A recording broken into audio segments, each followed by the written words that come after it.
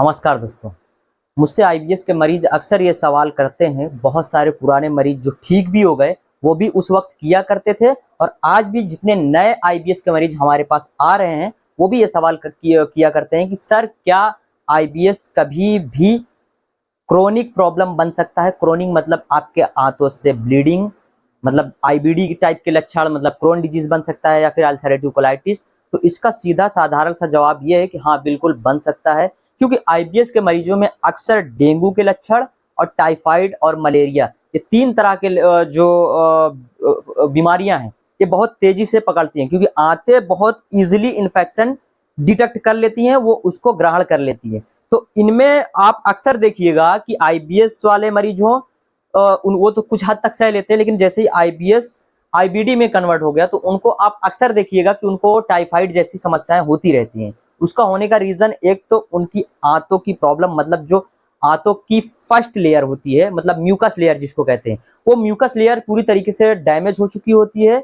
उसके बाद से जो सेकंड लेयर आती है उस पर इन्फेक्शन होने लग जाता है, और वो कुछ भी आपके अगर इंटेस्टाइन में इन्फ्लामेशन या फिर इन्फेक्शन क्रिएट होता है तो वो डायरेक्ट इन्फेक्शन के बाद ही इन्फ्लामेशन क्रिएट होता है, तो वो इजिली मतलब वो एक्सेप्ट करने लग जाता है, तो आप जल्दी जल्दी बीमार पड़ने लग जाते हैं। तो इसलिए आईबीएस धीरे धीरे घातक भी बन सकता है। मैंने एक मरीज नहीं, बहुत मरीजों में देखा जिनका आईबीएस आईबीडी में कन्वर्ट हो गया, यानी irritable bowel syndrome inflammatory bowel disease में कन्वर्ट हो गया। ठीक है, आईबीएस चार प्रकार के अब तक लोगों ने डायग्नोस किया। हम लोग चार प्रकार से इसको काउंट करते हैं। मतलब पहला IBS D, IBS C, IBS M, IBS U. बहुत मरीज इसको अपने अपने हिसाब से बोलते हैं, या फिर बहुत लोग तो इसको दो ही कैटेगरी में लेते हैं, मतलब आईबीएस डी और सी, डायरिया और कॉन्स्टिपेशन।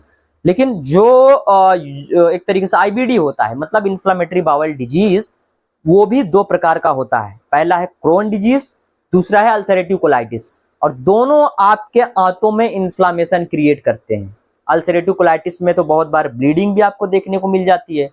ठीक है, बहुत बार, यानी आपका जब आप कोलोनोस्कोपी इंडोस्कोपी वगैरह कराते हो तो उसमें पता लगता है कि हाँ, ये आईबीडी के लक्षण दिख रहे हैं, या कोलाइटिस टाइप के आपके इंटेस्टाइन में इन्फ्लामेशन और इन्फेक्शन क्रिएट है, वहां पर छाले वगैरह दिख रहे हैं, या फिर वहां पे घाव टाइप का दिख रहा है। तो ये चीजें आईबीएस के बाद बन सकती हैं, इसलिए इसको वक्त रहते आईबीएस को आप ठीक कीजिए।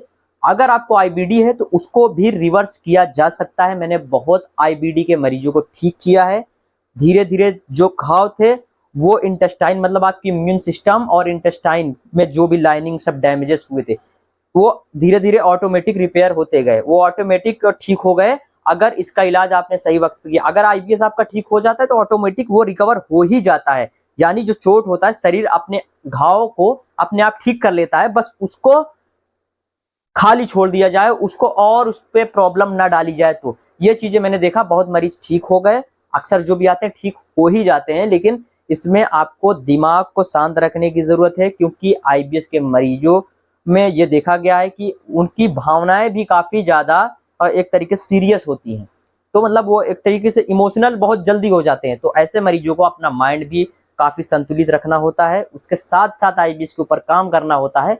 वो कंप्लीट हम लोग वो चीज सिखाते हैं, समझाते हैं, ट्रीटमेंट देते हैं, बताते हैं, और ठीक हो जाता है। लोग तरह तरह की इसमें देखिए, आईबीडी में तो कुछ टेस्ट हैं जो भी ये दिखा देते हैं कि हाँ, ये आईबीडी ही है आपको, लेकिन आईबीएस के कोई भी अब तक टेस्ट नहीं अवेलेबल है जिसके थ्रू आप ये साबित हो जाए कि आपको आईबीएस है, क्योंकि आईबीएस में सारे रिपोर्टें बिल्कुल नॉर्मल आती हैं। तो इसलिए आपको ये चीज समझने की जरूरत है कि केवल और केवल आईबीएस में लक्षण ही मिलते हैं, या फिर लंबे समय से डायरिया की प्रॉब्लम होना, मतलब आप दिन में 4-6 बार डायरिया के लिए जा रहे हो, लंबे समय से कॉन्स्टिपेशन की समस्या होना, या पेट आपका खुल के साफ नहीं हो रहा हो, साथ ही साथ डिप्रेशन, एंग्जाइटी, कमजोरी, सुस्ती, हर वक्त बेड पे लेटने का मन करना, किसी काम में मन न लगना, ये तरह तरह की सिम्टम्स जो होते हैं ये आईबीएस के ही हैं। मतलब आईबीएस कॉन्स्टिपेशन और लूज मोशन मैंने दोनों को बता दिए।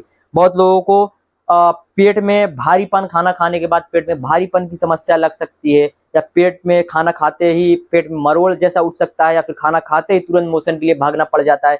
तो हर इंसान, हर आईबीएस के मरीजों में अलग अलग तरह के एक्सपीरियंस होते हैं, अलग अलग तरह के एक तरीके से लक्षण होते हैं, लेकिन इसका समाधान 100% हो जाता है। आप चाहे आईबीएस को, कोई सा भी आईबीएस आपका हो, आप किसी भी आईबीएस से परेशान हो, तो सब ठीक हो जाता है। बहुत मरीजों को ठीक किया। आप जाइए, अगर आप नए हैं हमारे यूट्यूब पर जाइए, स्टोरी सुनिए, वहां पर बहुत डिटेल में हम लोगों ने वहां पर डिस्कस किया है। जो मरीज ठीक हो गए उनकी स्टोरीज डाली है, उनका अनुभव आप जैसे मरीजों के लिए वहां पर शेयर किया है। आप लोग जाइए सुनिए, और अगर आप इसका इलाज करना चाह रहे हैं तो स्क्रीन पे दिए गए नंबर पे तुरंत हमसे संपर्क करें, अपना इलाज वक्त रहते करा लें। इसको और ज्यादा भयावह और ज्यादा क्रोनिक ना होने दें। इसको आईबीएस को आईबीडी वगैरह में कन्वर्ट करने से बचें, ठीक है, क्योंकि इसमें आप एक तो पेट की समस्याओं से परेशान रहते हो, प्लस जो वायरल इन्फेक्शन होता है वो बहुत जल्दी जल्दी इन लोगों में होता है, क्योंकि एक तो इनका इम्यून सिस्टम इतना ज्यादा कमजोर, और उसके बाद आंत की ये कंडीशन होती है। तो इसको वक्त रहते समझना होगा। नए हैं तो चैनल को सब्सक्राइब करिए, वीडियो को लाइक करिए। जिस मरीजों को इस वीडियो की जरूरत है उन तक प्लीज इस वीडियो को पहुंचाने की जिम्मेदारी आप ले लीजिए, ताकि उनका कुछ भला हो सके। और दोस्तों मिलते हैं आपसे अगले वीडियो में, तब तक के लिए बहुत बहुत धन्यवाद। लेकिन वीडियो को लाइक और चैनल को जरूर सब्सक्राइब कर लीजिएगा।